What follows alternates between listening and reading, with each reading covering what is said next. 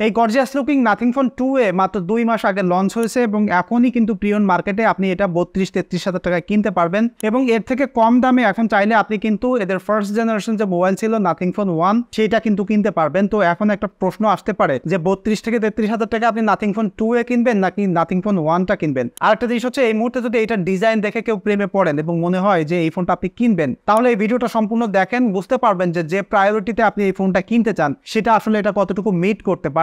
Overall একটা in-depth আলোচনা হবে। তবে মূল ভিডিও শুরু করার আগে আপনাদেরকে একটু বলে দেই, যে কোনো ব্র্যান্ডের ফ্ল্যাগশিপ প্রিয়ন ফোন যদি আপনারা কিনতে চান তাহলে এমকে মোবাইল পয়েন্টে কন্ট্যাক্ট করতে পারেন। তাদের শোরুমের ঠিকানা, ফেসবুকের লিঙ্ক বিস্তারিত এই ভিডিও ডেসক্রিপশনে আমি দিয়ে দিচ্ছি, আপনারা চাইলে কন্ট্যাক্ট করতে পারেন। এবার নাথিং ফোন 2A নিয়ে কথা বলি।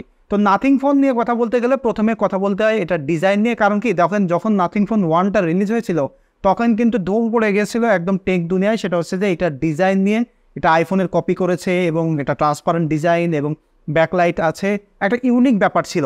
কিন্তু নাথিং ফোন 2 যখন রিলিজ করলো তখন কিন্তু তারা ওই হাইপটা ধরে রাখতে পারেনি। তার কারণ হচ্ছে প্রাইস তারা হাই করেছে এবং যে কারণে এইটা আসলে অত বেশি মার্কেট কাঁপাইতে পারেনি। কারণ নাথিং ফোন 1 এর কিন্তু প্রাইস কম ছিল এবং সেই কম প্রাইসের জন্য তারা কিন্তু রিলিজ করেছে এই নাথিং ফোন 2A। অর্থাৎ এই ফোনটাতে তারা অনেক কস্ট কাটিং করেছে, অনেক জায়গায় অনেক কিছু তারা আসলে স্যাক্রিফাইস করেছে, যে কারণে এটা কমে আপনি পাচ্ছেন। তবে অ্যাকচুয়ালি নাথিং ফোনের যে ইউনিক ডিজাইন সেটা কিন্তু এই ফোনটাতে আছে। তো একদম ফ্রন্টে যদি দেখাই, এই ফোনটাতে আপনি একটা 6.7 ইঞ্চির ম্যাসিভ ডিসপ্লে দেখতে পারবেন। এটা অ্যামোলেড ডিসপ্লে এবং এইটা 120 হার্টজ পর্যন্ত রিফ্রেশ রেট সাপোর্ট করে। HDR10 আছে, অর্থাৎ একটা ডিসপ্লেতে যেসব ফিচারগুলো দরকার তার সবই এখানে আছে। এবং সবথেকে ভালো যে ব্যাপার সেটা হচ্ছে এই যে চারি সাইডে চিন বেজেলগুলো আপনি দেখতে পাচ্ছেন, এটা অ্যাপেলের মতো একদম ইউনিবডি থাকে, অর্থাৎ সব জায়গায় সমান। এইটা সামনে থেকে দেখলে একদম সুপার প্রিমিয়াম লাগে এবং এই সেম জিনিস কিন্তু এখন স্যামসাংও করেছে। এই ডিসপ্লেটার যে কালার সেটা খুবই সুন্দর এবং ব্রাইটনেসও ঠিক আছে, আপনি ডে লাইটে প্রপারলি ইউজ করতে পারবেন। তাছাড়া এই ফোনটার যে প্রোটেকশন রয়েছে সেখানে কিন্তু গরিলা গ্লাস 5 ব্যবহার করা হয়েছে। যদিও এই সময় এসে একটু পুরাতন জেনারেশনের গ্লাস এটা, তারপরে স্টিল গরিলা গ্লাস কিন্তু যথেষ্ট ভালো। তাছাড়া এই উপরে আপনি একটা সেলফি ক্যামেরা কাট আউট দেখতে পাচ্ছেন, খুব ছোট এবং সিমেট্রিক মাঝখানে, এবং এখানে কিন্তু 32 মেগাপিক্সেল একটা সেলফি ক্যামেরা আছে। তাছাড়া ফোনটার নিচের দিকে এখানে আপনি একটা ফিঙ্গারপ্রিন্ট দেখতে পাচ্ছেন, এটা একটা অপটিক্যাল ফিঙ্গারপ্রিন্ট, এটা খুবই অ্যাকুরেটলি কাজ করে, কোনো সময় মিসিং হয় না। তবে এই ফোনের সাইজ অনুযায়ী এইটা একটু নিচে, যদি আর একটু উপরে হইতো তাহলে কিন্তু ওয়ান হ্যান্ডে ইউজ করে কমফোর্টেবলি এটা আনলক করা যেত। সো সেটা একটা মাইনর ইস্যু, আপনি যদি ইউজ করতে থাকেন সেটা আপনার সাথে আর প্যারা হবে না। তারপরে যদি আপনি ফোনটার ব্যাক সাইডে দেখেন এখানে একটা ট্রান্সপারেন্ট ব্যাগ দেখতে পাচ্ছেন এবং এই টোটাল ব্যাগটা কিন্তু একটা প্লাস্টিকের। সো এটা দেখতে খুবই ভালো লাগে, তবে হাতে ধরলে এটা কিন্তু প্লাস্টিকে ফিল হয়, অত বেশি প্রিমিয়ামনেস লাগে না। তাছাড়া এই যে ফোনটার ফ্রেমটা আছে না, এটাও কিন্তু প্লাস্টিকের। তো এই ফোনটা হাতে ধরলে একটা সস্তা ফোন মনে হয়, যেমনটা নাথিং ফোন 1 ধরলে হাতের মধ্যে একটা প্রিমিয়াম ফিল হয়, সেটা কিন্তু এখানে নাই। এবং এই ফোনটা সাইড বাই সাইড দেখলে আপনার কাছে খানিকটা যে উইন্ডোজ লুমিয়া টাইপের যেসব ফোন ছিল, উইন্ডোজ ফোন সেরকম মনে হবে এবং সেরকম একটা মেমোরিজ, মানে সেই সময় যারা ওইসব ফোনগুলো ব্যবহার করছেন তারা দেখলে এটা খানিকটা রিলেট করতে পারবেন। যার ব্যাক সাইডে দেখাই, এখানে যে একটা ক্যামেরা বাম্প আপনি দেখতে পাচ্ছেন, এখানে দুইটা ক্যামেরা সেন্সর, একটা মেইন সেন্সর 50 মেগাপিক্সেলের এবং আরেকটা আলট্রা ওয়াইড সেন্সর, সেটাও 50 মেগাপিক্সেলের। সো 50 মেগাপিক্সেলের করে দুইটা সেন্সর এবং উঁচু ক্যামেরা বাম্প। তো এইটা আমি পার্সোনালি পছন্দ করি না, অনেকে ভালো লাগে এবং এটা ভিডিওতে দেখলে কিন্তু খুব ভালো লাগে, তবে রিয়েলিস্টিকলি বাস্তবে দেখলে আসলে ব্ল্যাক কালারটাও একদম ভালো লাগে না। তো হোয়াইট কালারটা মোটামুটি আমার কাছে ভালো লেগেছে। স্টিল ক্যামেরা বাম্পটা আমার আসলে পার্সোনালি পছন্দ না, তবে অনেকের কাছে ভালো লাগতে পারে। তাছাড়া এই ফোনটার পিছনে কিন্তু আপনি গ্লিফ লাইট দেখতে পাচ্ছেন, এইটা কিন্তু নাথিং ফোনের একটা ইউনিক ডিজাইন, যেটা তারা এখানে একটা অন্যরকম, অর্থাৎ 3টা রিং লাইট দিয়েছে। এবং এইটা আসলে খুব বেশি যে কাজের তা নয়, এটা খানিকটা গেমিক টাইপের। আমি এর অনেক আগেও বলেছি যে এইটা আসলে লিটারেলি ইউজলেস, তবে এটা ইউনিক ব্যাপার আছে, অনেক সময় স্ট্যান্ডার্ড হতে পারবেন পাবলিকলি থাকলে। তাছাড়া আপনি পিছনে একদম ট্রান্সপারেন্ট ব্যাগ দেখতে পাচ্ছেন, এই ফোনটাতে কিন্তু কোনো প্রকার ওয়্যারলেস চার্জ আপনি পাচ্ছেন না। তাছাড়া ফোনটা সাইড বাই সাইড যদি দেখায়, দেখেন এই ডান সাইডে এখানে জাস্ট একটা পাওয়ার বাটন আপনি দেখতে পাচ্ছেন, এটা একটা হোয়াইটের পরে ব্ল্যাক ফিনিশ, দেখতে খুবই ভালো লাগে এবং যেটা বললাম যে লুমিয়া ফোনগুলোর একটা ফিল দেয়। তাছাড়া নিচের দিকে এখানে একটা টাইপ সি চার্জিং পোর্ট দেখতে পাচ্ছেন, 45 ওয়াট পর্যন্ত ফাস্ট চার্জ করতে পারে এবং এখানে একটা সিম স্লট দেখতে পাচ্ছেন, এটাতে ডুয়াল সিম সাপোর্ট করে। তাছাড়া এই ফোনটাতে একটা স্টিরিও স্পিকার আছে, তবে সাউন্ড কোয়ালিটি আমার কাছে আসলে অত ভালো লাগে নাই। নাথিং ফোন 1 এর সাউন্ড কোয়ালিটি খুব ভালো ছিল, বাট 2 এতে এসে স্পিকারটা কেমন জানো একটু লাউডনেস কম, তারপরেও সাউন্ড কোয়ালিটি আসলে অতটুকু ভালো না। এবং ফোনটা যদি বাম সাইডে দেখেন, এখানে জাস্ট একটা ভলিউম বাটন রয়েছে এবং উপরের দিকে ভেরি ক্লিন। সো এই ডিজাইনটা আসলে দেখতে একটু ইউনিক, অনেকের কাছে ভালো লাগবে, অনেকের কাছে নাও লাগতে পারে, তবে হোয়াইট কালারটা বেশি প্রিমিয়াম লাগে দেখতে। তবে যেটা বললাম, হাতে ধরে কমফোর্টেবল থাকলেও ফোনটা আসলে অত বেশি প্রিমিয়াম লাগে না, বোঝাই যায় এটা একটা সস্তা ফোন। এবং এই ফোনটা ব্যবহার করতে গেলে আপনাকে কেসিং ডেফিনেটলি ব্যবহার করতে হবে, পলি করে নিতে হবে এবং প্রোটেক্টর লাগাতে হবে। তার কারণ হচ্ছে এটা প্লাস্টিকের ব্যাগ, প্লাস্টিকের ফ্রেম, তো খুব সহজেই কিন্তু স্ক্র্যাচ পড়ে যাবে কোনো ঘষা টসা খাইলে। সো সেইটা একটু সাবধানে ব্যবহার করতে হবে। এইবার আসি যে এই ফোনটার পারফরমেন্স কেমন। দেখেন এই ফোনটাতে ব্যবহার করা হয়েছে মিডিয়াটেক ডাইমেনসিটি 7200 প্রো একটা প্রসেসর। এটা 4 ন্যানোমিটার প্রসেসর, এর সাথে 8GB র্যাম পেয়ার করতেছে এবং এর একটা 12GB র্যামেরও কিন্তু ভেরিয়েন্ট রয়েছে। এবং এই ফোনটাতে রান করতেছে অ্যান্ড্রয়েড 14 এবং এদের যে নাথিং ওএস রয়েছে সেটা কিন্তু 2.5.5 চলতেছে। সো লেটেস্ট সফটওয়্যার এটাতে সাপোর্ট করে এবং চলতেছেও। এবং এদের যে কাস্টম ইউআইটা রয়েছে সেটা অনেকের কাছে এটা ইউনিক লাগে, অনেকের কাছে ভালো লাগে। তবে আমি পার্সোনালি অ্যান্ড্রয়েডের যে স্টক লুকটা আছে সেটাই পছন্দ করি। তবে এই যে নাথিং ওএস এটা কিন্তু খুবই ক্লিন এবং খুব স্মুথলি চলে এবং যে প্রসেসরটা সেটা কিন্তু খুবই পাওয়ারফুল একটা প্রসেসর এবং এই প্রসেসরটা আমি ওভার হিটিংও হইতে দেখিনি। সো পারফরমেন্স ওয়াইজ খুবই ভালো একটা এক্সপিরিয়েন্স পাচ্ছেন। এবং এই যে ডিসপ্লেটা সেটা কিন্তু 120 হার্টজ পর্যন্ত রিফ্রেশ রেট সাপোর্ট করে। এটা ডাইনামিক্যালি কিন্তু রিফ্রেশ রেট চেঞ্জ হতে পারে, তবে এটা এলটিপিও না। স্টিল এইটা দিয়ে সুপার স্মুথ এক্সপিরিয়েন্স পাচ্ছেন। আপনি গেমিং করতে চাইলে হেভি গেমিংও করে ফেলতে পারবেন এবং পারফরমেন্স ওয়াইজ আসলে এই ফোনটা কোনো প্রকার প্যারা আপনাকে দিবে না। যে কোনো প্রকার টাস্ক কিন্তু আপনি ইজিলি করে ফেলতে পারবেন। এবং এই ফোনটার যদি ক্যামেরার কথা বলি, দেখেন এই ফোনটার যে দুইটা সেন্সর আছে পিছনে 50 মেগাপিক্সেলের, সেই দুইটা সেন্সর দিয়ে আপনি যে কোনো ফোকাল লেন্থে ছবি তুলতে পারতেছেন, অর্থাৎ ultra wide, main focal length এবং জুম করে একটা টেলিফটো ফোকাল লেন্থের ফিল এটাতে পাচ্ছেন। কারণ যে মেইন সেন্সরটা আছে সেটা ছবি তুলতে গেলে 2x পর্যন্ত ডিজিটালি জুম করে নেটিভলি করা যায়। এই যে সেন্সর দুইটা না, আপনি নাইট মোডেও ছবি তুলতে পারবেন। তবে এই ফটোগ্রাফি সেকশনে বেশ কিছু প্রবলেম এটাতে আছে। যেমনটা আমি বলেছিলাম যে নাথিং ফোন 1-এও কিন্তু ফটোগ্রাফির এক্সপিরিয়েন্স একদম বেস্ট ছিল না এবং সেটা সফটওয়্যার প্রসেসিংয়েরই দুর্বলতা। কারণ সেন্সর দুইটা ভালো হইলেও তারা আসলে অত বেশি ভালো প্রসেস করতে পারেনি। যেমনটা আমি নাথিং ফোন 1-এর রিভিউ বলেছিলাম যে তারা যদি আরও বেশি প্রসেস করতে পারে, আরও বেশি অপটিমাইজ করতে পারে, তাহলে ওই সেন্সর দিয়ে আরও বেটার পিকচার পাওয়া সম্ভব।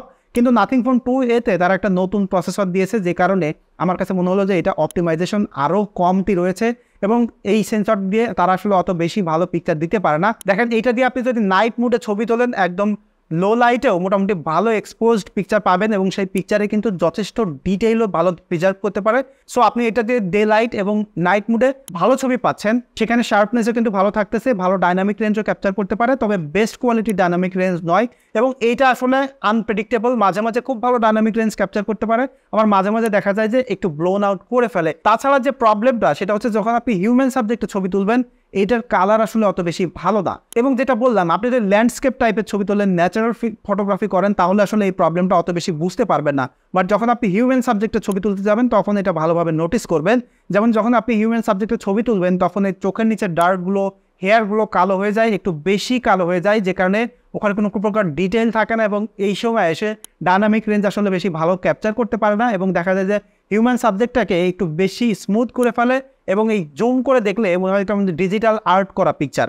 এবং এটার পোর্ট্রেটের কথা যদি বলি, দেখেন পোর্ট্রেট তুলতে গেলে এই ফোনটাতে আপনি আসলে নাথিং ফোন 1-এর থেকে একটা ডিফারেন্স এখানে পাবেন। নাথিং ফোন 1-এ যখন আপনি পোর্ট্রেট তুলতেন তখন 1x যে ফোকাল লেন্থ আছে সেটা দিয়ে ছবি তুলতেন, বাট নাথিং ফোন 2A-তে তারা যে মেইন সেন্সরটা আছে সেটাকে ডিজিটালি 2x-এ পোর্ট্রেট তোলার ক্যাপাবিলিটি দেয়। তো পোর্ট্রেট তোলার জন্য এই ফোকাল লেন্থটা কিন্তু খুবই সুন্দর এবং খুব ভালো কম্প্রেসড ব্যাকগ্রাউন্ডের কিন্তু এটা পোর্ট্রেট দিতে পারে। বাট যে প্রবলেমটা সেটা হচ্ছে যে স্কিন টোনটা আসলে তারা কনসিস্টেন্টলি ভালো ধরতে পারে না, অনেক বেশি ইয়েলোইশ করে ফেলে এবং এজ ডিটেকশন অনেক বেশি রাফ হয়ে যায়, যে কারণে এই পোর্ট্রেটগুলো দেখতে অত ভালো লাগে না এবং ডিটেইলটা একদম লস হয়ে যায়।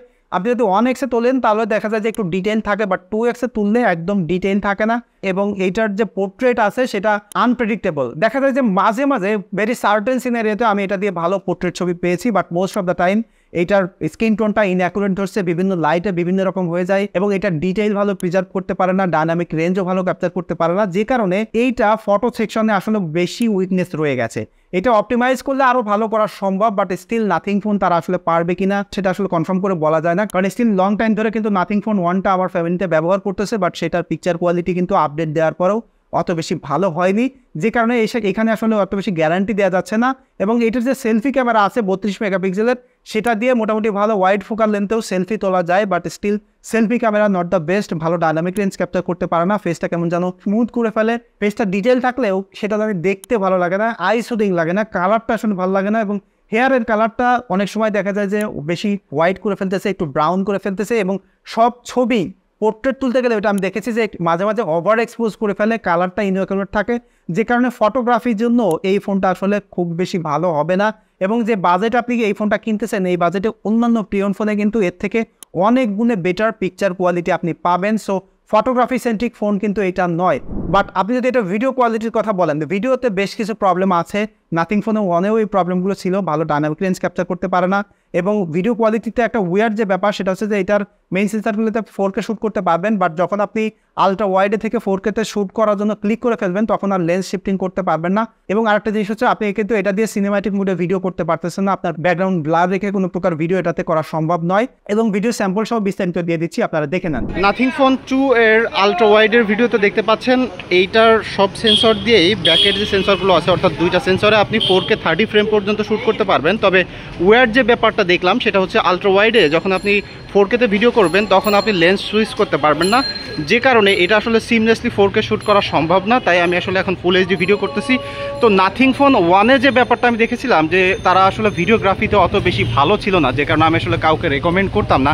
কারণ হচ্ছে কি, তারা আসলে যে কাজটা করতো স্ক্রিন টোনটাকে অনেক বেশি ইয়েলো করে ফেলতো এবং ডায়নামিক রেঞ্জ আসলে খুব বেশি ভালো ক্যাপচার করতে পারতো না। তো সেই জিনিসটাই কিন্তু এখানে আমি দেখতে পাচ্ছি। দেখেন, আপনার স্কাইটা দেখলে বুঝতে পারবেন যে ওখানে একদম ব্লোন আউট হয়ে গিয়েছে। তো এখন এই বাজেটে অন্যান্য যেসব ফোন আছে সেগুলো দিয়ে আপনি খুব ভালো এক্সপোজড ভিডিও পাবেন। সো এইটা একটা প্রবলেম এখানে তো এখনও রয়ে গেছে। তবে ভিডিওটা দেখতে পাচ্ছেন খুব সুন্দর একটা ওয়াইড ফোকাল লেন্থ আছে এবং এটা কিন্তু খুবই স্টেবল ভিডিও দিচ্ছে।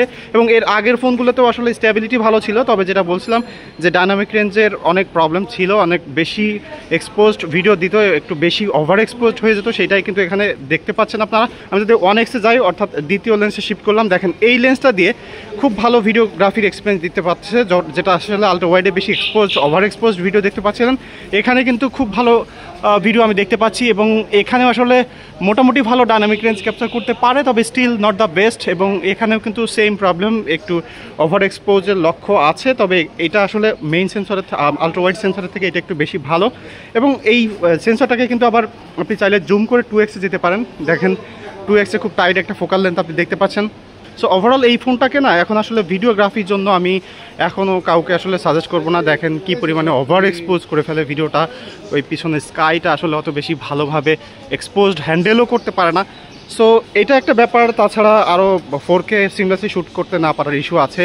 এবং সেলফি ক্যামেরার এক্সপিরিয়েন্স কেমন আমি দেখাচ্ছি, দেখেন তাহলে বুঝতে পারবেন। এখন দেখতে পাচ্ছেন সেলফি ক্যামেরার ভিডিওতে, তো এটা দিয়ে আপনি সর্বোচ্চ ফুল এইচডি পর্যন্ত ভিডিও করতে পারবেন। এবং এটার যে ভিডিও কোয়ালিটি সেটা স্টিল নট দ্য বেস্ট। এবং যেটা বললাম যে নাথিং ফোন 1 থেকে 2 সিরিজে এসে তারা আসলে খুব বেশি ইমপ্রুভমেন্ট করতে পারেনি। এবং আমি সেলফি ক্যামেরা দিয়ে ভিডিও করতে যেয়ে দেখলাম যে অনেক সময় এই ফোকাল লেন্থটা আসলে ছোটো বড়ো হয়ে যায়, তখন একটু জিটারি চলে আসে। সো এটা একটা সফটওয়্যার বাগ হতে পারে, এটা আসলে হয়তো আপডেট দিলে ঠিক হয়ে যাবে। তবে স্টিল ভিডিও কোয়ালিটি কিন্তু খুব বেশি ভালো না এবং ভিডিও করার জন্য আসলে এটা রিলায়েবল একটা ফোন হবে না। সো যারা আসলে কন্টেন্ট ক্রিয়েট করতে চান, ভিডিওগ্রাফিকে প্রায়োরিটি দিয়ে একটা ফোন নিতে চান, তাদের জন্য কিন্তু এই ফোনটা আসলে এরকম ভালো হবে না। এবং যদিও এই সেন্সরটা দিয়ে তারা চাইলে আসলে 4K শুটিং করার ক্যাপাবিলিটি দিতেই পারতো, বাট তারা আসলে স্টিল বাউন্ড করে দিয়েছে এটা। সো যেটা বললাম যে মেইন সেন্সর এবং আপনি সেলফি ক্যামেরা দিয়ে overall seamlessly full HD video করতে পারলেও সেটা আসলে রিলায়েবল না এবং কন্টেন্ট ক্রিয়েট করার জন্য আপনারা মার্ক না। সো ভিডিও কোয়ালিটি মোটামুটি ভালো হইলেও স্টিল আসলে এই বাজেটে আপনি চাইলে এর থেকে ভালো ভিডিওগ্রাফির ফোন কিন্তু পেতে পারেন। এইবার আসে যে এই ফোনটার ব্যাটারি এক্সপিরিয়েন্স কেমন। দেখেন এই ফোনটাতে 5000 mAh একটা ব্যাটারি ব্যবহার করা হয়েছে, 45 ওয়াটের ফাস্ট চার্জ করা সম্ভব হয়। সো ব্যাটারি ব্যাকআপ নিয়ে আসলে এই ফোনটাতে প্যারা নাই। এইটা আমি ব্যবহার করতে যাই হেভি ইউজ করে 6.5 ঘন্টা স্ক্রিন অন টাইম পেয়েছি। তো এই ফোনটা ব্যবহার করতে গেলে না লিটারালি আপনি চার্জ দেওয়ার কথা ভুলে যাবেন। আর যদি চার্জ ফুরায় যায় আপনি কিন্তু ফাস্ট চার্জ দিয়ে একদম অল্প সময়ের মধ্যে চার্জ করে ফেলতে পারতেছেন। সো ব্যাটারি সেকশনে এই ফোনটা দিয়ে কোনো প্রবলেম নাই। সো এই মুহূর্তে এসে আসলে এই ফোনটা কারা কিনবেন, দেখেন আপনি যদি অনেক মিডিয়া এনজয় করতে চান, গেমিং করতে চান, তাহলে এই ফোনটা চোখ বন্ধ করে কিনতে পারেন, এটা আপনার ভালো লাগবে। বাট যদি ক্যামেরাকে প্রায়োরিটি দিয়ে, ভিডিওকে প্রায়োরিটি দিয়ে, পিকচারকে প্রায়োরিটি দিয়ে একটা ফোন কিনতে চান, তাহলে এই ফোনটা অ্যাভয়েড করেন। এছাড়া আপনি অনেক ভালো ফোন পেতে পারেন। এবং নাথিং ফোনের এক্সপিরিয়েন্সই যদি আপনি পেতে চান একটু প্রিমিয়ামভাবে, তাহলে কিন্তু নাথিং ফোন 1টা কিনতে পারেন। সো এইটাই ছিল আমার personal experience nothing phone 2A নিয়ে। এই ফোনটা যদি আপনারা কেউ ব্যবহার করেন তাহলে আপনাদের এক্সপিরিয়েন্সটা শেয়ার করবেন। দেখা হচ্ছে পরবর্তী ভিডিওতে। সে পর্যন্ত সবাই সুস্থ থাকবেন, ভালো থাকবেন। ধন্যবাদ সবাইকে।